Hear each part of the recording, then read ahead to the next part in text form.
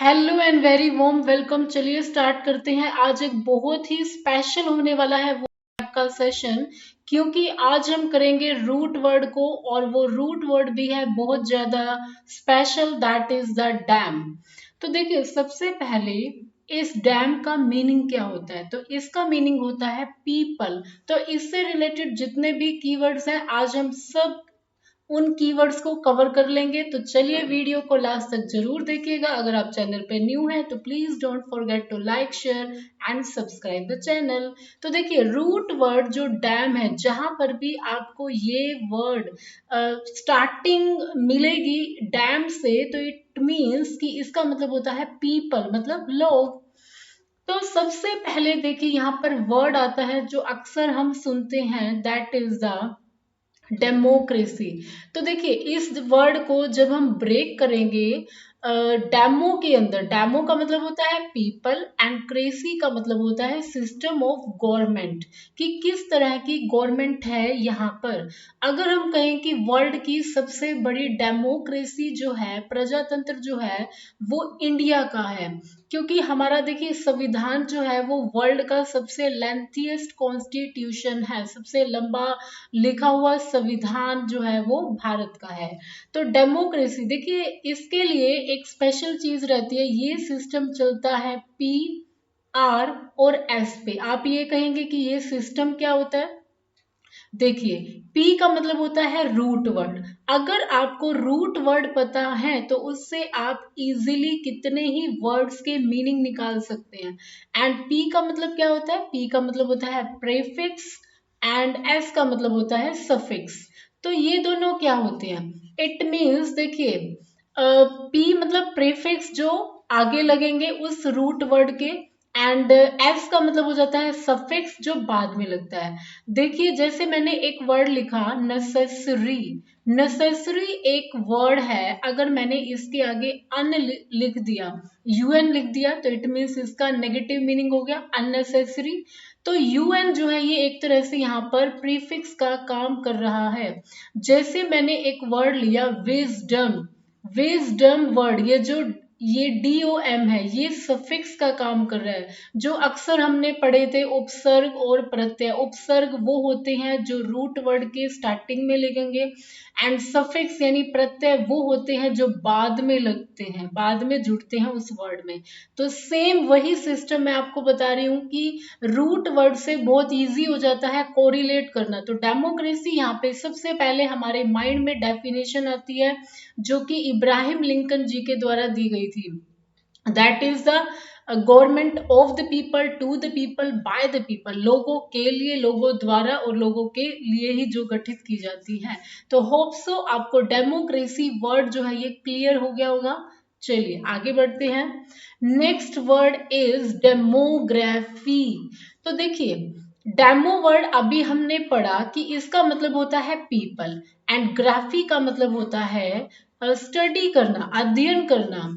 तो ग्राफी से पहले जो भी वर्ड लगा होगा, इट मीन्स हम उसकी स्टडी करेंगे। लाइक हम पढ़ते हैं जियोग्राफी, तो इसका मतलब क्या होता है, इसमें भी हम अर्थ की स्टडी कर रहे हैं, भूगोल जिसको हम बोलते हैं हिंदी में। तो डेमोग्राफी जो होती है मीन्स जनसांख्यिकी, जिसका मतलब होता है scientific study of human population, कि मानव की जो जनसंख्या होती है उसकी जो हम पॉपुलेशन काउंट करवाते हैं, जिसको हम बोलते हैं सेंसस। हमें पता है कि इंडिया में हर 10 साल के बाद सेंसस होता है, जनगणना होती है, हर एक डेकेड के बाद। और ये जो डेकेड होता है, this is the time period of 10 years, हर 10 साल के बाद होता है। अ, इससे पहले जो हुई थी मीन्स 2011 में हुई थी, जो हमारी लास्ट सेंसस हुई थी। अगर हम 2011 में 10 जोड़े तो 2021 बनता है, बट इस साल पॉसिबल नहीं हो पाई क्योंकि पैंडेमिक ही इतना ज्यादा फैल गया था। तो प्रोबेबली हम एक्सपेक्ट करेंगे कि ये जल्दी ही जो पैंडेमिक वाला फेस है, क्राइसिस है, ये जल्दी से एक तरह से दूर हो जाए और नॉर्मल जैसे हम जी रहे थे वैसे ही स्टार्ट करें। तो डेमोग्राफी होप सो क्लियर हो गया होगा, यानी scientific study of human population. इसमें सरकार करवाती है डेमोग्राफी। कहने का मतलब है कि इसमें स्टडी किया जाता है, नई नई पॉलिसीज बनाई जाती हैं और भी जो डेवलपमेंट के प्रोजेक्ट्स होते हैं वो इसमें लाए जाते हैं। चलिए आगे बढ़ते हैं। Next is demophobe. देखिए फोब वर्ड या आ जाए फोबिया, तो ये वर्ड कोरिलेट करते हैं फियर से यानी डर से। तो यहाँ पर जो ये वर्ड कोरिलेट हो जाएगा, demo means people and phobia या फोब रिलेट होता है डर से, फियर, आपको डर है। तो देखिए इस इमेज में हम देख पा रहे हैं यहाँ पे बहुत सारा क्राउड दिख रहा है लोगों का, एंड यहाँ पर आप इनकी इमेज देख सकते हैं, ये बिल्कुल मतलब एक अनकंफर्टेबल सा फील कर रही हैं। और एक चीज और बता देते हैं, देखिए एक होता है क्राउड और एक होता है मॉब। इन दोनों में क्या डिफरेंस है? होती दोनों ही भीड़ है। जो क्राउड होती है वो भीड़ होती है एक तरह से, मॉब जो होती है जैसे मॉब लिंचिंग सुना होगा आपने, ये होती है उत्तेजक भीड़, मतलब एग्रेसिव टाइप की, जो कुछ ना कुछ वॉयलेंस वगैरह मतलब हिंसा वगैरह में जो ध्यान दे, या इस तरह के जो ग्रुप होता है दैट इज कॉल्ड मॉब। जो ज्यादातर आपने मतलब कम्युनिटी में कोई भी इस तरह के जो वॉयलेंस हो जाती है तब आपने देखी होगी। ओके, तो नेक्स्ट वर्ड की तरफ, इससे पहले एक वर्ड आ गया है उसको भी कंसीडर कर लेते हैं। तो ये वर्ड है डेमोफिल। तो देखिए फिल वर्ड जहां पर भी आ जाएगा, फिल वर्ड जहां पर भी आ जाएगा तो इसका मतलब होता है लव करना, किसी चीज को प्यार करना। तो इट मीन्स डेमोफिल का मतलब हो जाएगा कि जहां पर आप ह्यूमन पॉपुलेशन को प्यार कर रहे हैं, मतलब आप एक अपना लव एंड अफेक्शन शो कर रहे हैं। तो यहाँ पर एक लिस्ट भी देख सकते हैं आप, जहाँ पे बहुत बड़े हम कह सकते हैं कि मिलेनियर हैं जिन्होंने डोनेशन किया, मतलब आम जो हम कह सकते हैं कि लोगों के लिए, उनके अपलिफ्टमेंट के लिए।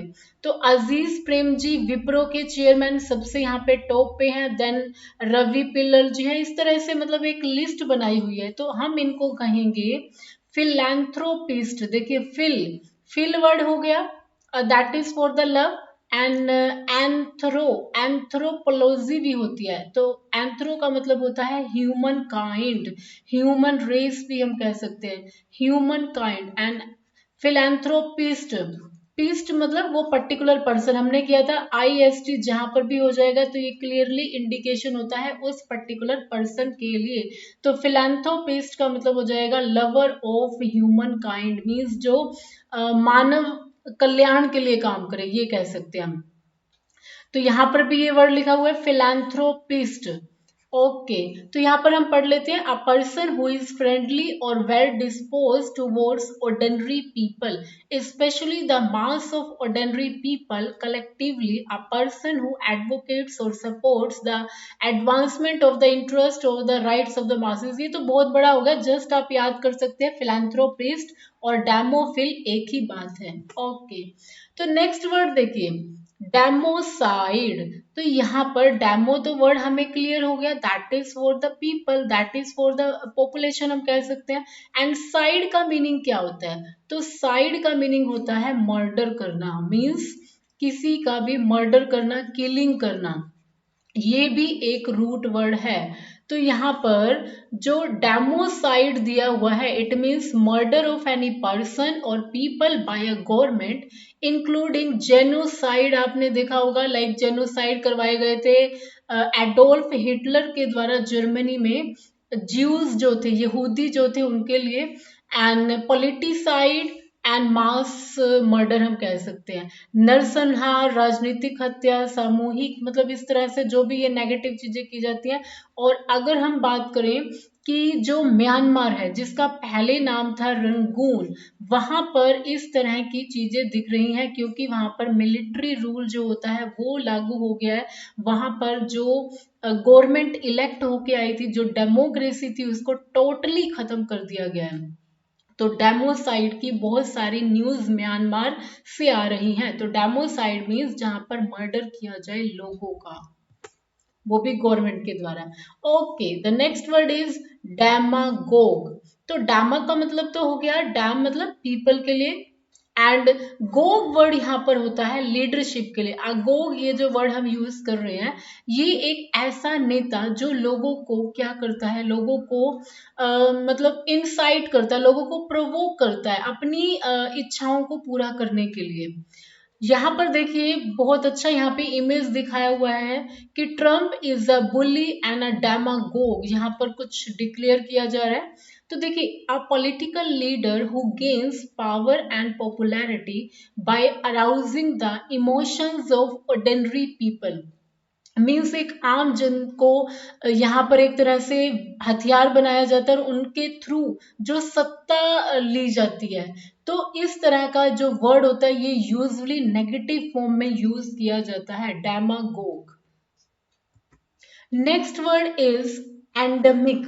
तो एंडेमिक हो गया, इससे रिलेटेड वर्ड क्या रहते हैं, देखिए कोई भी ऐसी डिजीज या बीमारी हम कह सकते हैं जो किसी पर्टिकुलर ग्रुप में या किसी पर्टिकुलर एरिया में ही स्प्रेड हो, लाइक मलेरिया किसी पर्टिकुलर एरिया में अगर वो स्प्रेड हुआ, वो पूरी की पूरी हम कह सकते हैं कि कॉन्टिनेंट में या वहां पे बाकी के एरियाज में इतना स्प्रेड नहीं हुआ, कोई एक पर्टिकुलर जगह पे ही वो चीज फैली हो, तो उसको कहते हैं एंडेमिक। एंडेमिक हो जाएगा यहाँ पर। And next word is epidemic. ये वर्ड भी बहुत ज्यादा फ्रीक्वेंटली यूज होता है। तो एपिडेमिक का मतलब क्या होता है, ये भी डिजीज स्प्रेड के केस में ही होता है। देखिए इसका मतलब होता है the appearance of a particular disease, कोई एक पर्टिकुलर बीमारी जो फैल गई है, जो लार्ज नंबर ऑफ पीपल, एक बहुत बड़े लोगों के समूह को इफेक्ट कर रही है एक पर्टिकुलर टाइम में। इसका जो एक तरह से हम कह सकते हैं कि एरिया जो होता है वो ज्यादा होता है एज कंपेयर टू अभी जो हमने किया था, दैट वाज द एंडेमिक। लेकिन जो एपिडेमिक होता है वो इससे ज्यादा होगा, क्योंकि यहाँ पर देखो क्या होता है कि सडन वाइड स्प्रेड, अचानक से कोई चीज फैल जाती है, कोई भी अनडिजायरेबल फिनोमिना हो जाता है, और स्पेशली ये डिजीजेस के, बीमारियों के केस में भी के यूज किया जाता है। लाइक कोई भी ऐसा डिजीज जो होती है जो फैल गई एक पर्टिकुलर रीजन तक, जिसका ज्यादा इन्फ्लुएंस रहा लोगों के ऊपर।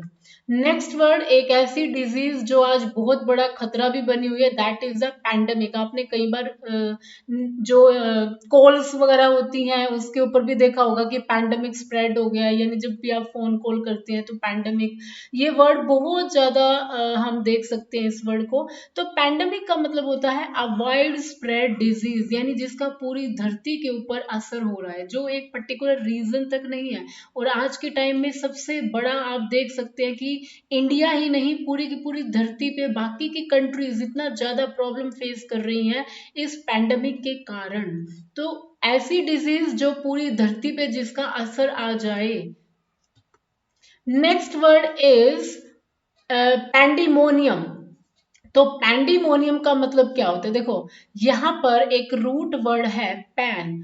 तो पैन का मतलब होता है ओल, मतलब पैन का मतलब होता है ओल। जैसे आपने एक वर्ड सुना होगा पैनेशिया, तो पैनेशिया जो होता है, पैनेशिया, पैनेशिया का मतलब होता है कि रामबाण बोलते हैं, उसमें भी पैन वर्ड आ जाता है। पैन का मतलब होता है ओल, यानी एक ऐसी औषधि, एक ऐसी चीज हम कह सकते हैं जो रामबाण की तरह इस्तेमाल होती है। तो यहाँ पर जो है पैंडिमोनियम, तो इसको भी हम ब्रेक करके करेंगे। देखो पैन का मतलब हो गया ओल, हो गया ठीक है। डैम का मतलब क्या हो गया, डैम का मतलब हो जाता है लाइक पॉपुलेशन हम कह सकते हैं, पीपल कह सकते हैं। एंड ओनियम का मतलब यहाँ पर हो जाता है जहां पर मिसमैनेजमेंट, यानी व्यवस्था अच्छे से नहीं है। और कुछ यही हम चीज देख सकते हैं, ये जो यहाँ पे हमारे पास आ रही है, that is chaos, mismanagement, helter skelter जिसको हम बोल सकते हैं, जहां पर बिल्कुल एक तरह से हम कह सकते हैं कि लाइक पार्लियामेंट में भी कई बार ऐसा होता है, वहां पे भी पैंडेमोनियम जो होता है एक तरह का मिसमैनेजमेंट, यानी पूरी की पूरी अव्यवस्था सी फैल जाती है। और कुछ यही चीज आज हम देख भी सकते हैं, पैंडेमोनियम हो रहा है हमारी कंट्री के ऊपर भी। देखिए एक तरह से यहाँ पे हैवोक हो रहा है, ये भी वर्ड हमने अपनी प्रीवियस वीडियो में किया है। जब हवाएं बहुत ज्यादा एक तरह से डिस्ट्रक्टिव रूप धारण कर लेती हैं तो उसको बोलते हैं हैवोक, यानी destruction on a large scale. जो आज के टाइम में आपने देखा होगा कि जो तूफान, जो स्टॉर्म, जो इतने साइक्लोन आ रहे हैं, और भी बताया जा रहा है कि कलकत्ता के ऊपर और वेस्ट बंगाल के ऊपर भी कुछ आने का ऐसा मतलब बताया जा रहा है न्यूज में। तो होप सो ये सब चीजें ठीक हो जाएं एंड हम फिर से वैसे ही लाइफ को स्पेंड करें। तो थैंक यू सो मच। आज का वीडियो आपको कैसा लगा तो बताना ना भूलिएगा। Thank you so much. इसी तरह से एजुकेटिव वीडियोस मैं कविता आपके लिए लाती रहूंगी। Till then thank you so much. जय हिंद, जय भारत।